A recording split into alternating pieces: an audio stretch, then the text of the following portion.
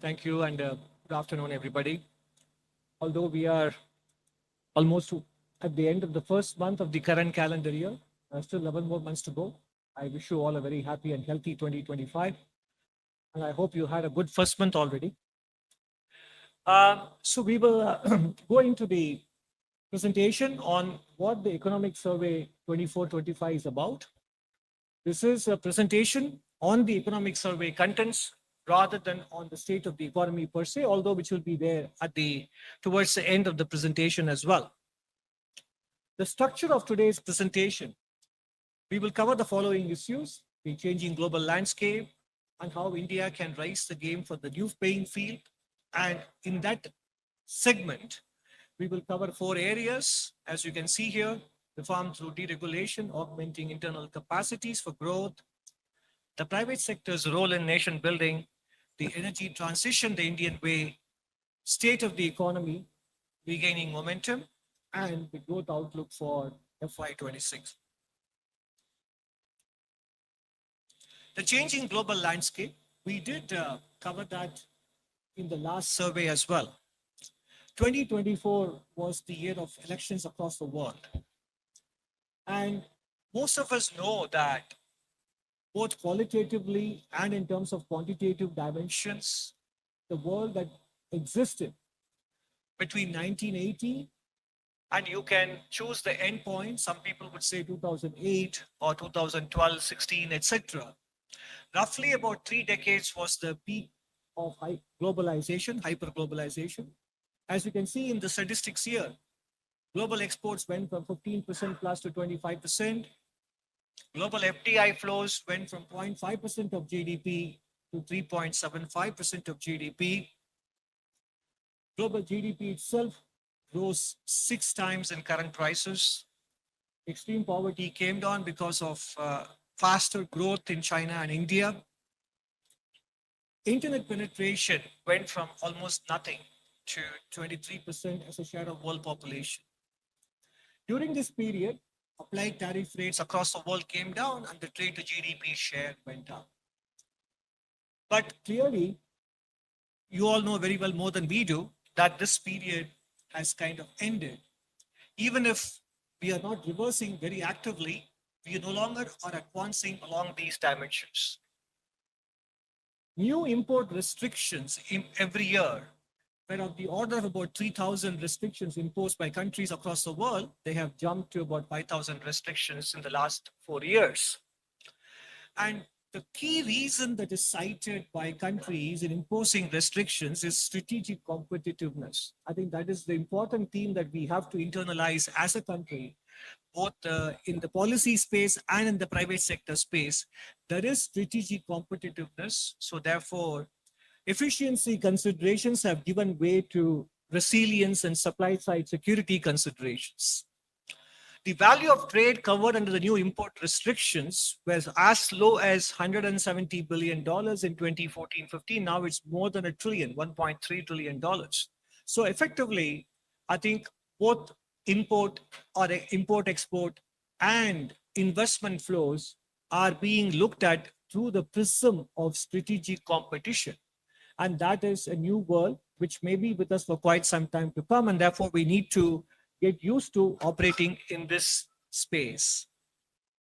As a result, world FDI net inflows as a percentage of GDP has come down from around 5% in the first decade to around 1% of GDP. And world exports as a share of world GDP peaked, even though it may not have come down as much as investment flows have come down.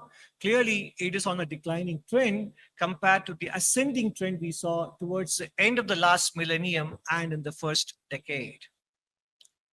One of the outcomes of the globalization era was also the rise of China as a manufacturing power. India also rose as a power in global services. So what has happened in the last 25, 30 years, and it is continuing even now, is in several high-tech, medium-tech areas, the presence of China is pervasive and dominant. And the manufacturing as a share of world gross output, China's share will probably be higher than the combined share of the next 10 countries.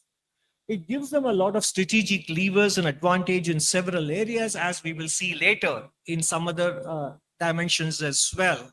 This is an important development along with globalization in the last 40 years.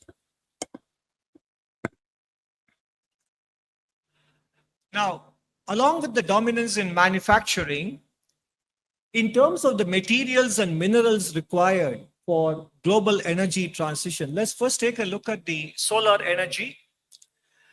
Global demand in 2010 was, China's share of the global demand was very small.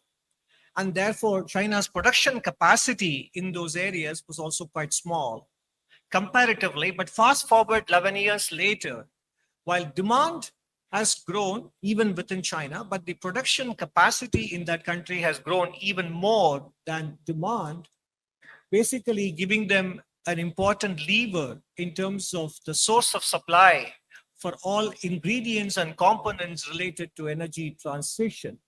And if you happen to see the September 2024 report of Mr. Mario Draghi on the European competitiveness, the entire 75-page report is full of European concerns about the concentration risk that is there with respect to one country as a source of supply for all critical components and technologies with respect to energy transition and manufacturing, etc. Moving on from solar energy to electric mobility, if you look at the key materials that go into it, copper, lithium, nickel, cobalt, graphite, and the rare earth materials, the dominance, and this is a slide which we have shown you back in July 2024 as well, the dominance of one country is quite clear.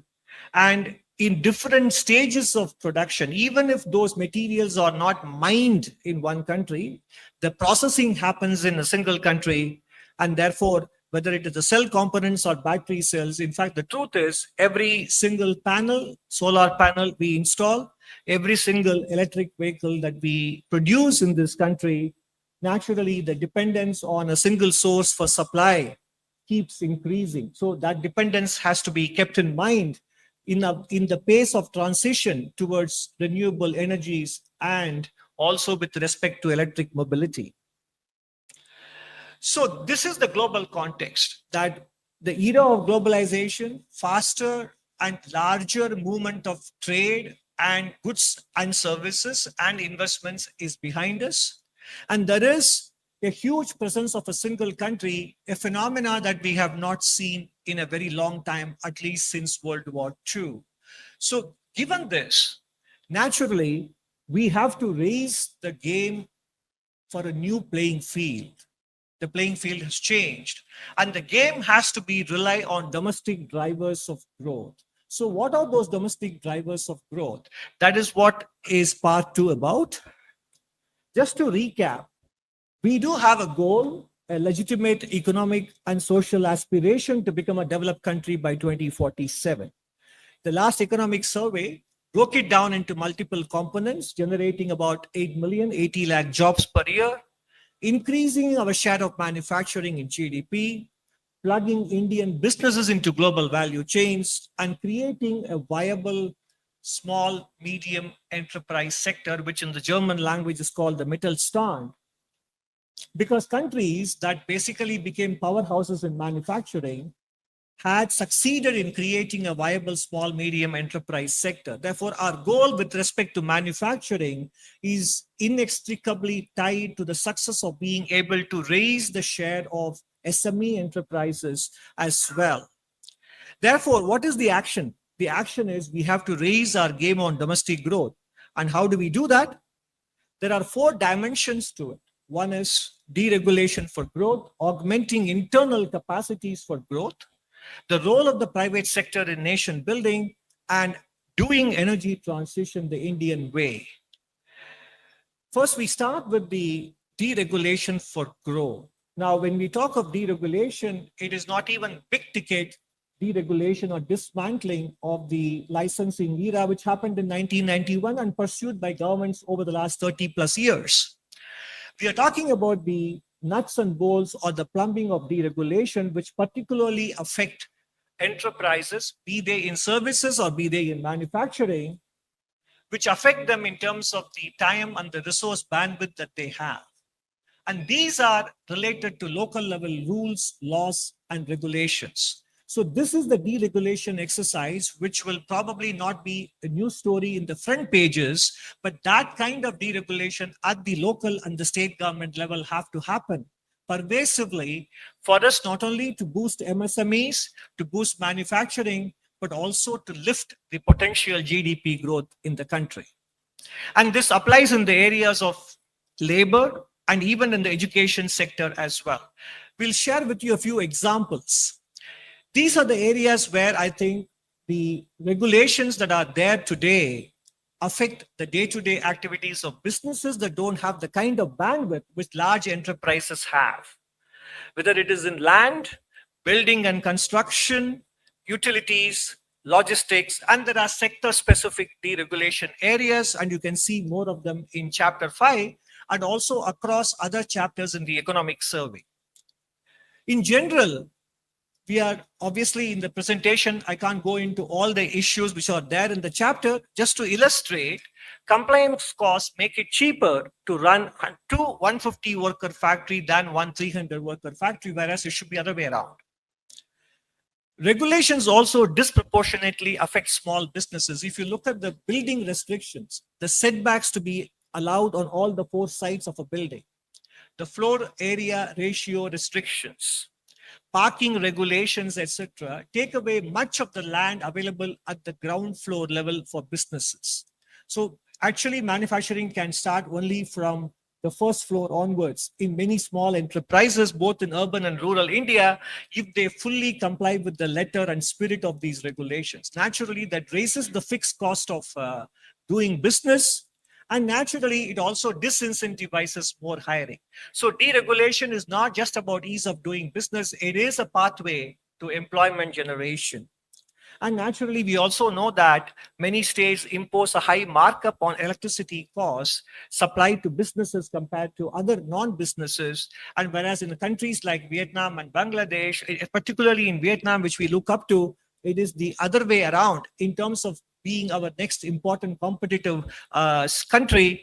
They have the opposite problem, which is that the cost of electricity supplied to industries is on the lowest side there compared to what we have in India.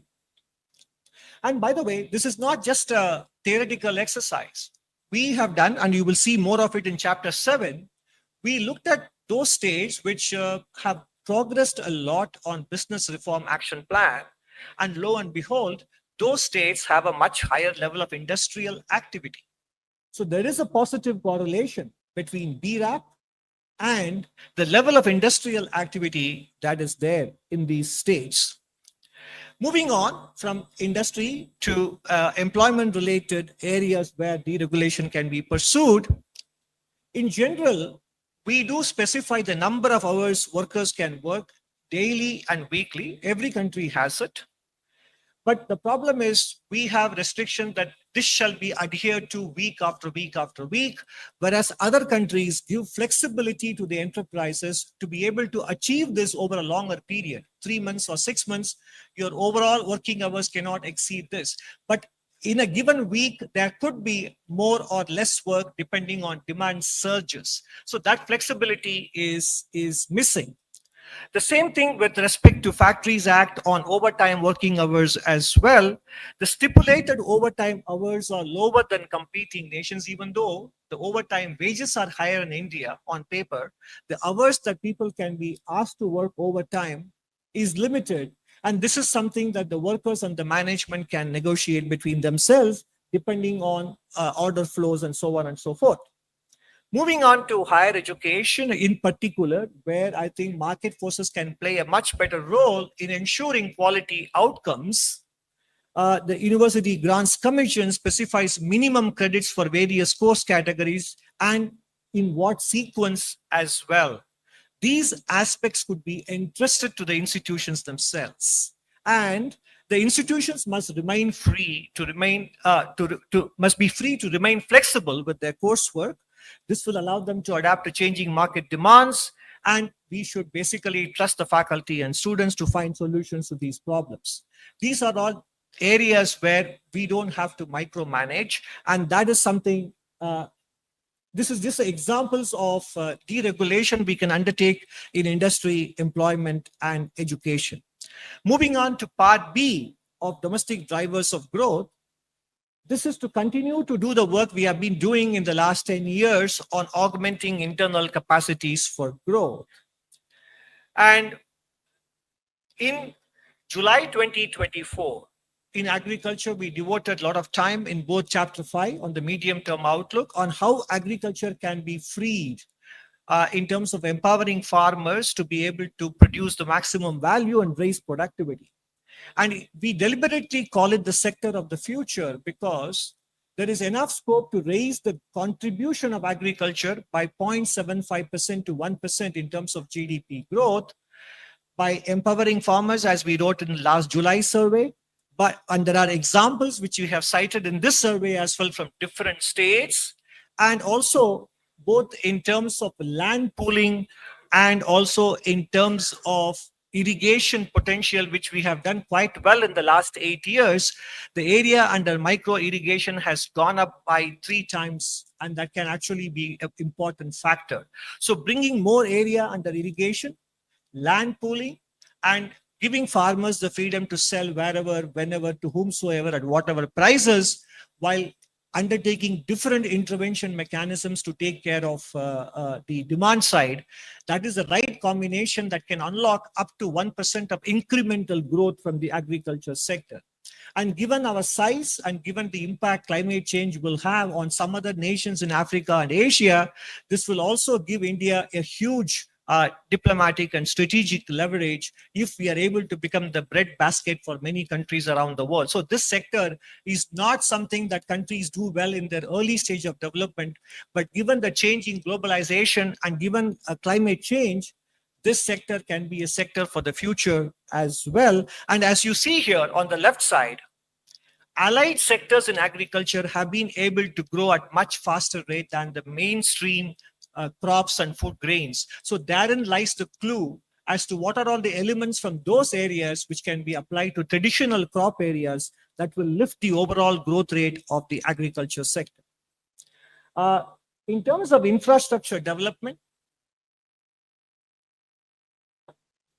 we have done quite well in the last 10 years in particular, whether in terms of introducing new trains, new airports. We're contributing to reduced turnaround time in ports, coming down from 48 hours to 30 hours in the last couple of years, and capacity additions in the power sector, falling data cost, and expansion in telecom infrastructure. These are some of the illustrations we have picked up for highlighting here, but there are more details in chapter 6. We also, last time itself, we wrote about the turnaround logistics costs also have come down in the country, and turnaround time in toll booths, etc., and road transport are all contributing to higher production and distribution efficiency in the country. Particularly with respect to the urban India, cities declared open defecation free have gone from 15% to saturation coverage, and household latrines constructed, public toilets constructed, and waste processed as a percentage of waste generated. There is tangible and substantial progress in many of these dimensions. On the right side, what you see is that PM Awas Yojana urban and also Amrut in terms of water coverage, 70% tap water and 62% sewage coverage, and also the expansion of metro rail system. The reason we put it up here is that public transportation has to play a much bigger role in our energy transition and energy demand going forward, much more than, in fact, private mobility solutions, including e-mobility. Public transportation holds the key. And that is why not only we have 1,000 kilometers operational, we have equally another 1,000 kilometers that are underway. So this will, if we can integrate the public transportation network, our carbon emissions and also cleaner air and road congestion, all these dimensions will be addressed by utilizing public transportation infrastructure more efficiently. In terms of rural economy, the Swachh Bharat mission, 11.8 crore toilets in villages.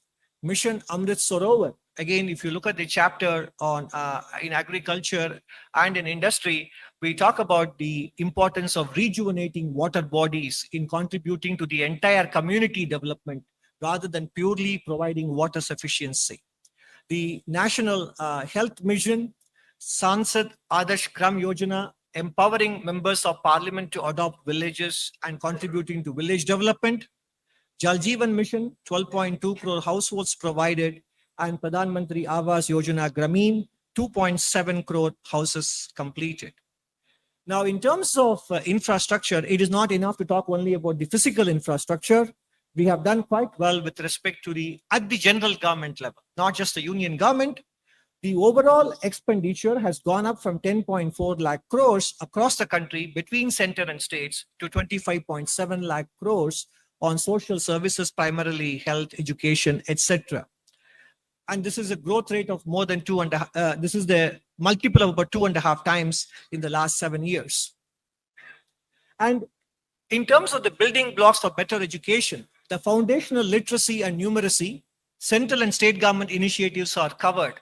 One is the Nipun Bharat initiative, the mission to ensure that every child attains foundational literacy and numeracy by the end of grade 3 by 2026. Some of the specific examples are also covered in the economic survey. Initiatives and interventions in states like Bihar and Gujarat are also given adequate coverage in chapter 11 of the economic survey. Apart from that, we also highlighted several private sector not-for-profit initiatives in these dimensions, whether with respect to learning or social and emotional learning, which are not typically covered in classroom textbook learning. All the private sector initiatives or not-for-profit initiatives that can be replicated and scaled up, and specific state-level initiatives that are working well, which can also be considered as possible models to be adopted elsewhere. We have covered them in great detail in chapter 11. The good news is that the proof of the pudding is there in the data. The latest annual State of Education report for 2024, which Pratham brought out a couple of days ago, the proportion of standard 3 children in government schools who can read up to standard 2 has gone up from 16.3% to 23.4%. And in middle school, major improvements in basic reading and arithmetic seen in all grades, and the progress at the high school level, more than 75% can do basic digital tasks. And the same report also covers the availability of infrastructure that facilitates learning in the classroom in terms of midday meal being served, drinking water availability, usable toilets, and usable toilets for girls in particular as well. In all these areas, in the last 6 years, there has been noticeable improvement as well. Skilling initiatives found a prominent place in the last budget presented in July.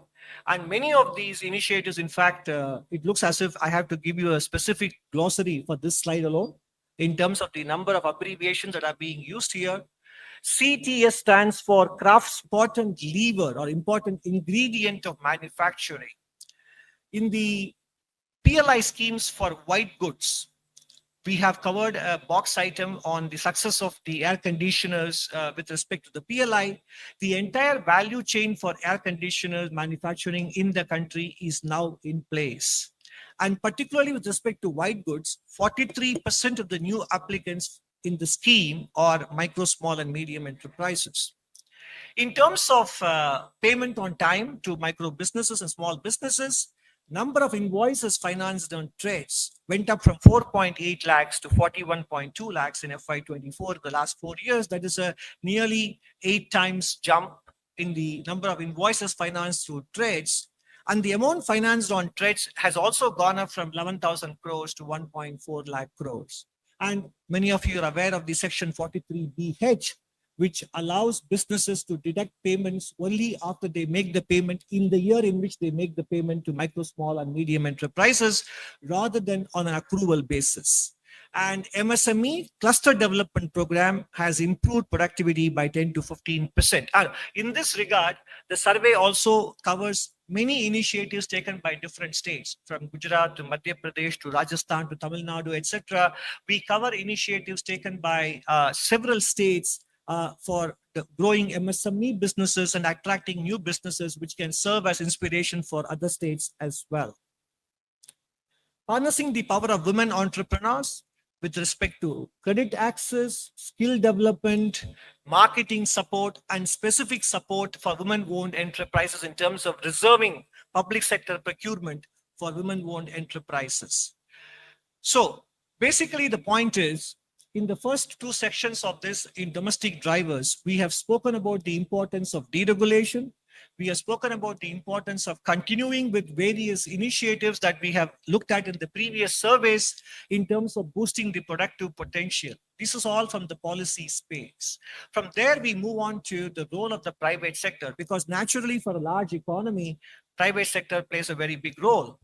And in terms of the private sector, the specific asks are balanced deployment of capital and labor, curbing ultra-processed foods, fairer distribution of incomes, which is related to the balanced deployment of capital and labor, workplace importance to workplace safety, workplace culture and mental health, and thinking about supply and sourcing from a strategic perspective as well, investment in R&D. So these are all the dimensions in which the private sector can also raise the game for the new playing field that we are confronted with today. In terms of fairer distribution of incomes, a topic which we brought up last survey as well, if you look at the growth in profitability and the growth in employment expenses, which is a combination of hiring and compensation, there is a huge disparity between the two, which has been highlighted by several private sector players themselves in the last few months. And this happened even as Indian corporate sector profitability hit a 15-year high in March 2024. And some of you may have heard that when in the 1960s, when Henry Ford raised the minimum wages for his car workers, he said, otherwise, there will not be enough people to buy the cars the Ford Motors produces. So in some sense, raising wage and salary growth for workers is also a source for aggregate demand for businesses in the medium run as well. So it is both, it is enlightened self-interest rather than being seen only from a moral prism as well. And in terms of balanced deployment of capital and labor, the clear example is the use of artificial intelligence. And we have a special essay on this topic in chapter 13. In July 2024, we spoke about the energy demand management in a special essay on dealing with climate change. This time, the special essay is on the impact of artificial intelligence on employment generation and in general on labor. Deployment of artificial intelligence presents both opportunities and challenges. Past technology revolutions in general, sometimes we all feel that technology eventually generates more jobs than it displaces. That is true.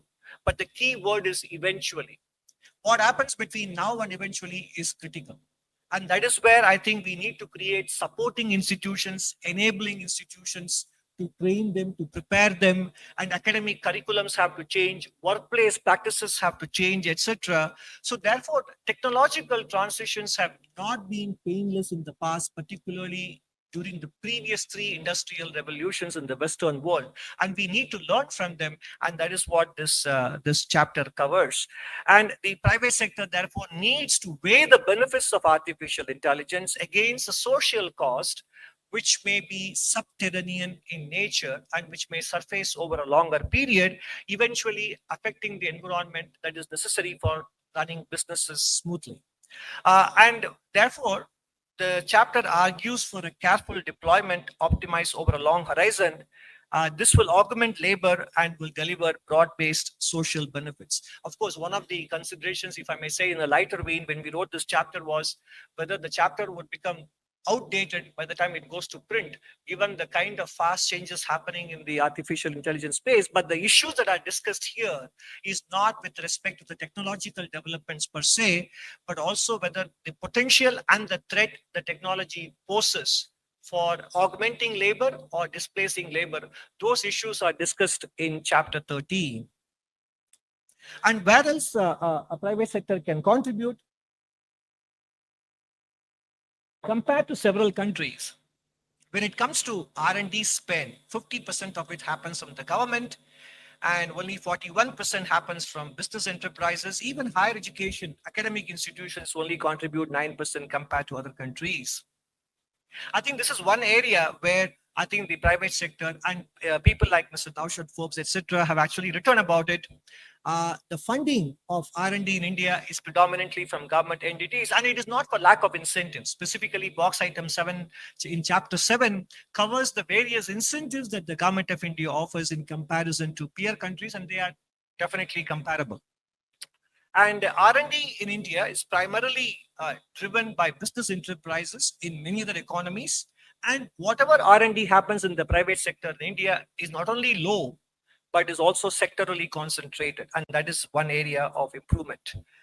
Ultra processed foods. It is a 2.5 lakh crore business built on hyper palatability of food items. Misleading advertisements, celebrity endorsements, and missing and obscure labeling on packages targeting consumer behavior. Ultra processed foods are directly associated with exposure to cancer, respiratory, cardiovascular, and gastrointestinal health outcomes. And poor dietary intake, unfortunately, is also associated with adverse mental health. And most UPF brands target children and adolescents. Therefore, we need to arrive at a quick resolution on the issue pertaining to front of the pack labeling, which has been, happening in fits and starts in this country. And this is not just purely about consumer information and fair disclosure. It has got long-term implications for realizing our demographic dividend and productivity of our youth. Because we initiated the coverage of mental health in a big way in the last survey, and we continue that in this survey as well. And you can find more of it in chapter 11. 4 particular variables have a big implication for mental health. Those who rarely use smartphones, those who are close to their friends and relatives, and those who basically have social connect and physical activity and who consume healthy foods, they have a very high mental score. But if your consumption of ultra processed foods is frequent, and if your family closeness is not much, and nor do you have enough free time for yourself out in the open, and if you rarely exercise, then your mental well-being score is very low. It is not a theoretical construct, it is an empirical finding across the world, including in India. And lower mental health naturally has a direct correlation with the number of working days and overall productivity as well. So in general, workplace culture, private sector's attitude towards ultra processed foods, prioritizing medium term over short term, all these considerations will eventually determine whether India's wanted demographic dividend actually materializes or not. And I think this is a very important issue rather than apart from skilling and education, etc. This is not widely discussed, and we feel this is an important area where private sector can contribute a lot. Energy transition the Indian way, which is the topic in the chapter on climate change and adaptation. A well-known French economist, John Pisani-Ferry, in the context of Europe, wrote that there is an impossible trinity of net zero. That is, policy cannot be at the same time fiscally sustainable and the economy is competitive without giving up on net zero ambitions. And that is what we call it, the impossible trinity of net zero. On the right side, between fiscal sustainability, net zero goals, and competitiveness of the economy at any given point in time, only 2 are possible. If you want to pursue net zero and be competitive also in the global economic space, then there has to be a lot of subsidization that has to happen. If you want to be fiscally sustainable, on the other hand, and also be economically competitive, Europe is realizing that net zero goals will become that much more challenging to pursue. Again, the Mario Draghi report on competitiveness has a lot to say on this with respect to Europe, and it applies to developing countries like ours as well. At the same time, if you want to pursue net zero, at the same time be fiscally prudent, then competitiveness will take a big hit as well, because energy costs will go up significantly, as has happened in Europe between pre-COVID and post-COVID. So the net result is that the trade-offs in climate mitigation is such that these days, countries are realizing that we need to spend a lot of effort and resources on adaptation. The theme of the chapter on climate this time is how do we maximize our adaptation efforts, adaptation funding, as opposed to focusing on emission mitigation. India's energy transition, therefore, needs to have a multifaceted approach. It cannot be only about renewable energy, and renewable should be expanded to include transition fuels like natural gas, and also, more importantly, nuclear power as well. And coal will continue to remain the mainstay, even as we are making far better progress than many other countries on nationally determined contributions. In fact, India's use of coal has not come in the way of India making much better progress on NDCs compared to Western nations. These considerations are discussed in great detail in the chapter on climate, and also in chapter 5 as well. In terms of financing, much of the flows today are concentrated on emission mitigation, but critically important given the fact that the greenhouse gases already in the atmosphere will anyway cause global warming and damage to countries' environment. Countries need to generate more adaptation financing. In fact, the Nobel laureate Thomas Schelling very clearly said, if per capita income growth in the next 40 years compares with the 40 years just before that, vulnerability to climate change should diminish and the resources available for adaptation should be greater. I say this not to minimize concern about climate change, but to anticipate whether developing countries should make sacrifices in their development to minimize the emission of gases that may change the climate to their disadvantage. Their best defense against climate change may be their own continued development. Basically, the point is economic growth and development generates the resources to be able to deal with energy transition and climate change. And therefore, if we have to continue to grow while making energy transition, prioritization should be on adaptation. And apart from the strategic considerations I mentioned earlier in terms of ensuring that we are not affected by the single source concentration risk that many countries, including India, are exposed to. And as we wrote in the last economic survey in chapter 13, the power of collective action, small changes, big impact, has to be also kept in mind. The lifestyle for environment movement, small individual actions, impact of lifestyle changes. A 13% change in global population behavior can reduce carbon emissions. For example, having the thermostat at 26 degrees or 27 degrees and having a small fan circulation will keep the room cool than keeping the thermostat at 20 degrees in summer, for example. Food waste reduction. Finishing food on a plate can save 90 kilograms of food waste per person annually, cutting down carbon emission and food loss.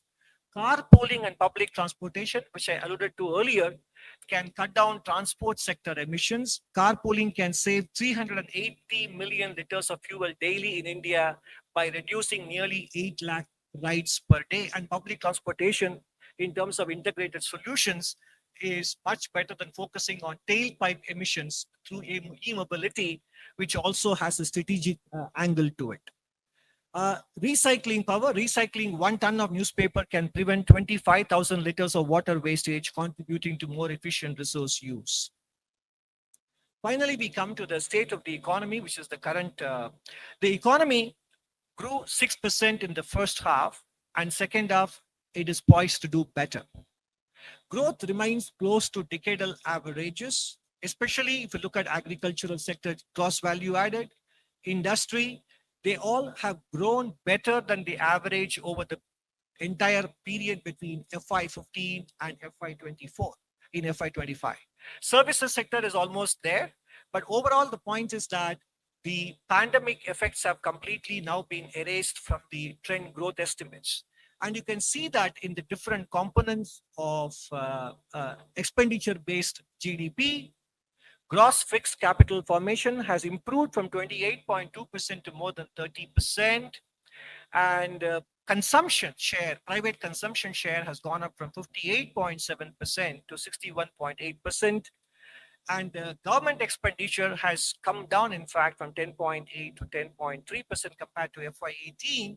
And export share also has gone up from 18.8 in FY18 to an estimated 21.5% in FY25. So basically, compared to the pre-pandemic shares of GDP, there is a good contribution or a better contribution coming from exports and gross fixed capital formation and private consumption as well. And this is what I mentioned in the previous slide. If you look at the overall GVA on the top left, it has caught up with the trend growth, pre-pandemic trend. Agriculture has been above pre-pandemic trend, partly because of the growth in allied services, which I showed you earlier, which is a high single-digit growth rates. And industry has now just popped its head above the pre-pandemic trend, bottom left. And with respect to the overall services sector, again, we have caught up with the pre-pandemic trend as well. Inflationary pressures have come down, barring a few items. If you look at the left side, you see the core inflation, core food, consumer food price index, overall core inflation, and the CPI inflation. Core inflation is below 4%.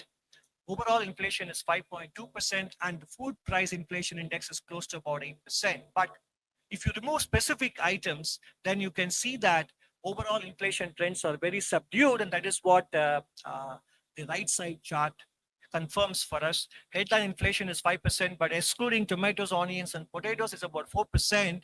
Excluding pulse and vegetables is below 4% as well. In terms of export growth, while the headline numbers in merchandise exports may appear subdued, if you strip out petroleum and gems and jewelry, the growth is close to 9-10% between FY24 and FY25 in the first 8 months of the current financial year. And services sector in general have continued to grow in terms of the surpluses. And in the first half of the first 9 months of April to December 2023 and 2024, there has been a bigger surplus on the services trade as well. Naturally, all of this resulting in a balance of payments, which is very comfortable. Around 1% of GDP is the current account deficit. And therefore, financing this current account deficit has been not a problem, despite successful and profitable exits by many businesses in the last 2 years. Even as the gross inflows are improving, the repatriations on account of profitable exits or transfer of ownership from direct to portfolio investors hasn't posed a problem for the current account because of the subdued oil prices, strong private transfers, and good export performance in the services sector, contributing to a current account deficit, which is just around 1% of GDP. The growth outlook for FY26, we projected 6.5 to 7% for FY25. And this time we are projecting a growth outlook between 6.3 and 6.8% for FY26, which is in line with the projections made by many international organizations as well. The risk factor, of course, again, not only because of the changes in the global playing field, global stock markets also have become lately volatile, as we witnessed earlier this week. And we have an interesting box item in chapter 2, looking at the correlation between S&P 500 and the Nifty indices. Whenever in the last 24 years, since the millennium began, whenever the S&P 500 corrected, what was the impact on Indian stocks and vice versa. So that is a factor that we need to keep in mind, because the massive growth in retail participation in the Indian stock market is definitely a good thing. But also, when the market corrects, it could have implications for spending intentions, and sentiment effect, etc., could be significant. And that is one risk we have kept in mind when we came up with the outlook between 6.3 and 6.8% for the real GDP growth. And as we always say, we will be very happy to be proven to be wrong and conservative if the final outcome turns out to be better than 6.8 as well. So to sum up, how do we raise our game for a new playing field when globalization is no longer going to provide the tailwind in terms of export growth and foreign investment growth? We need to deregulate to make it easier for small and medium enterprises to grow. Deregulation is about removing the fear of growth in micro, medium, and small enterprises. And this is about the plumbing and the nuts and bolts of deregulation, which are primarily there in the state and local government space. We have to continue to augment internal capacities for growth. Particularly, agriculture sector has a potential to contribute up to 1% to GDP growth. Private sector can do its part in terms of lifting the spending on R&D, in terms of striking a better balance between capital and labor share in their businesses, in terms of marketing of ultra processed foods and taking mental health seriously as well.